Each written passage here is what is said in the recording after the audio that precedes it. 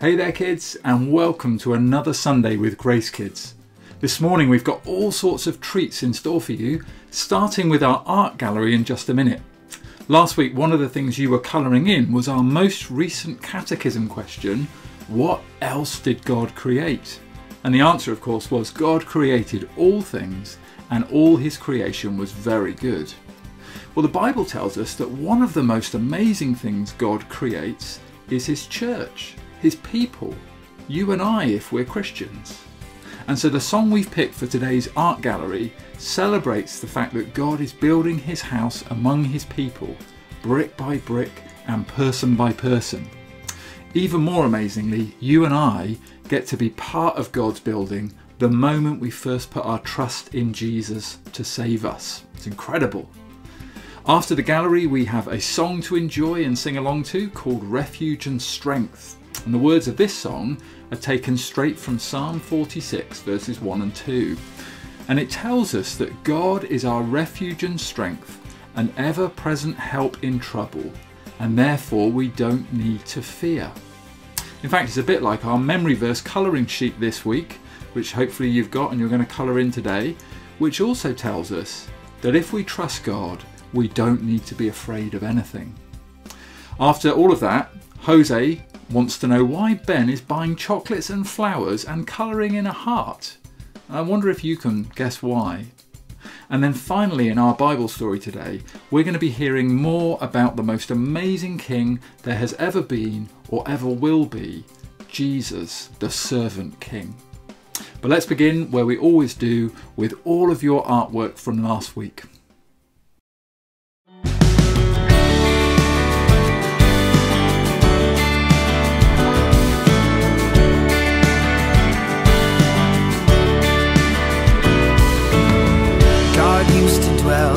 In a house among his people, but now he has a home that's better than the first. It doesn't look like a building with a steeple. Now he's living in the people of the church. Brick after brick, God is building his temple. Brick after brick, he is making it strong. With Christ the sure foundation and his people as the stones, he is building a place he can live, brick after brick.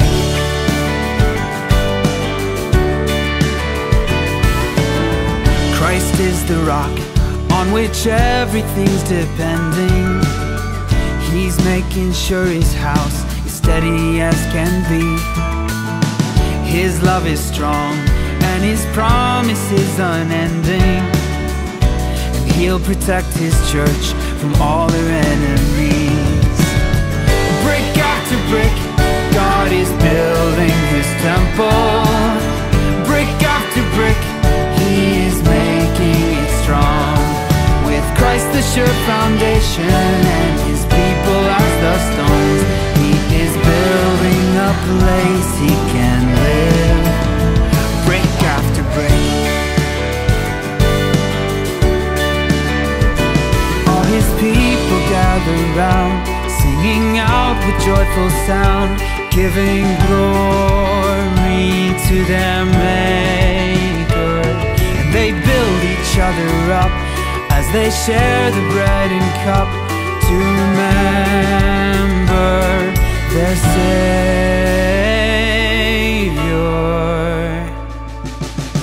Brick after brick after brick, brick after brick, brick after brick after brick after brick. God is building his temple. Brick after brick, he is making it strong. With Christ the sure foundation and his people as the stones, he is building a place he can live, brick after brick, brick after brick after brick after brick.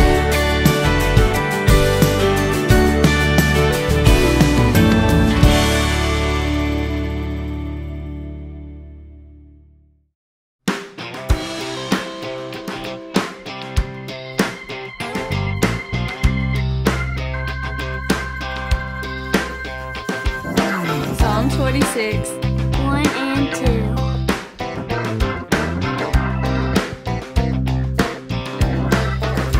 God is our refuge and strength, an ever-present help in trouble.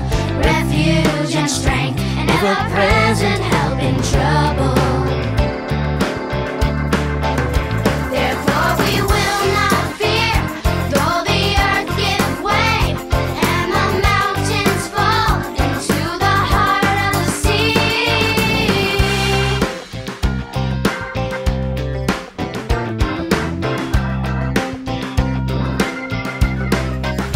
God is our refuge and strength, an ever-present help in trouble. Refuge and strength, an ever-present help in trouble. Therefore we will not fear, though the earth give way and the mountains fall into the heart of the sea.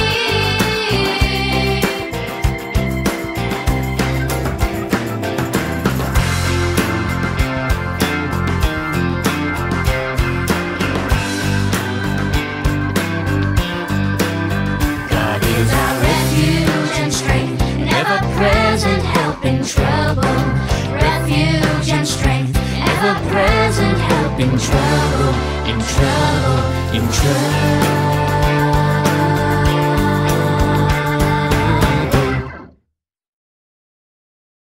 What have you got there, Ben?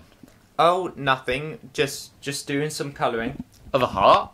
And why is there a huge box of chocolates and a bunch of roses in the kitchen? Alright, if you must know, Jose, today is the 7th of February, which officially marks the start of Valentine's Week.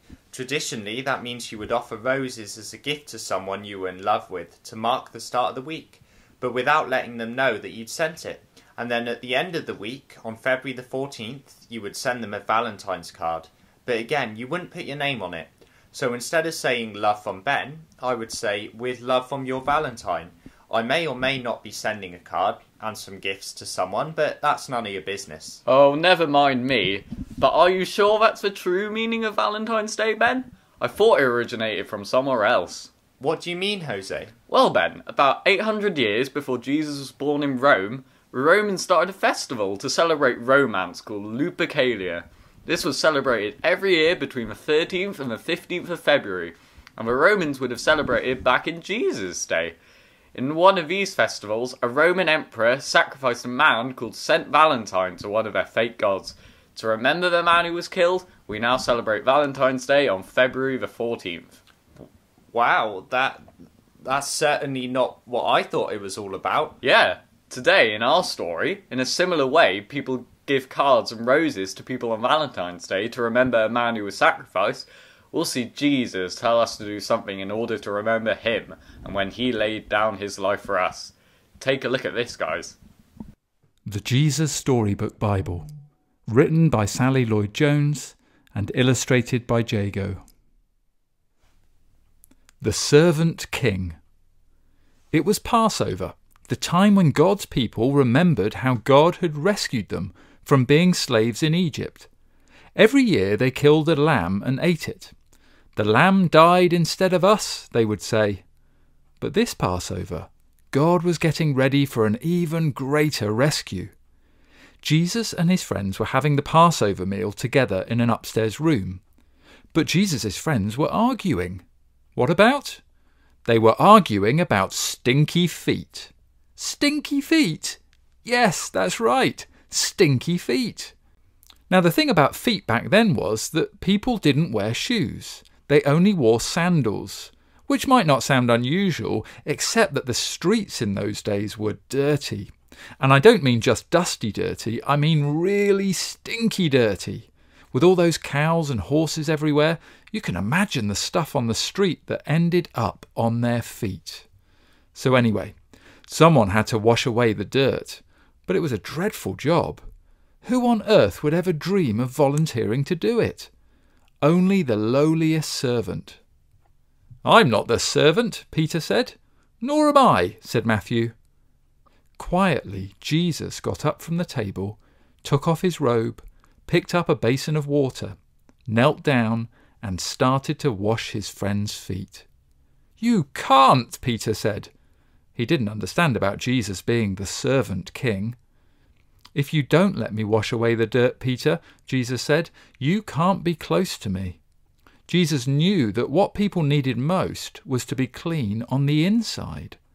All the dirt on their feet was nothing compared to the sin inside their hearts. "Then wash me, Lord," Peter said, tears filling his eyes.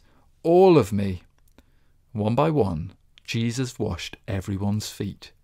"I'm doing this because I love you," Jesus explained. "Do this for each other." Now, one of Jesus' friends had made a bad plan. No one else knew what the bad plan was, but Jesus knew, and so did Judas. Judas was going to help the leaders capture Jesus for 30 pieces of silver. "Go on, Judas," Jesus said. And Judas got up from the meal, left the room, and walked out into the night. Then Jesus picked up some bread and broke it. He gave it to his friends. He picked up a cup of wine and thanked God for it. He poured it out and shared it. "My body is like this bread. It will break," Jesus told them. "This cup of wine is like my blood. It will pour out. But this is how God will rescue the whole world. My life will break, and God's broken world will mend. My heart will tear apart, and your hearts will heal. Just as the Passover lamb died, so now I will die instead of you. My blood will wash away all of your sins, and you'll be clean on the inside, in your hearts. So whenever you eat and drink, remember," Jesus said, "I've rescued you." Jesus knew it was nearly time for him to leave the world and to go back to God. "I won't be with you long," he said.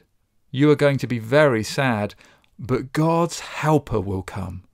And then you'll be filled up with a forever happiness that won't ever leave. So don't be afraid. You are my friends, and I love you." Then they sang their favourite song and walked up to their favourite place, an olive garden. Hours before Jesus knew he was about to die, he shared one final meal with his disciples. He told them to eat bread and drink wine in order to remember him. Jesus would have his body broken on the cross, a bit like how we break apart bread, and he would be bleeding from the nails which held him to the cross, like how adults pour wine. He told everyone who is a Christian to regularly do this in order to remember his sacrifice for us, but that's not all. Remember how Jesus washed the feet of the disciples before the meal? Surely the disciples should have been washing Jesus' feet, right? Washing someone else's feet made you look like you were their servant, and Jesus did this to remind us that he was going to willingly offer up his life for us, in our place, the other way round from what it should have been. Remember, kids, Jesus gave his life for you so that you can be in his family, and that you can be forgiven from your sin. Are you trusting in him today? Don't wait to ask Jesus for forgiveness. Accept his death in your place and be saved from your sin. Goodbye.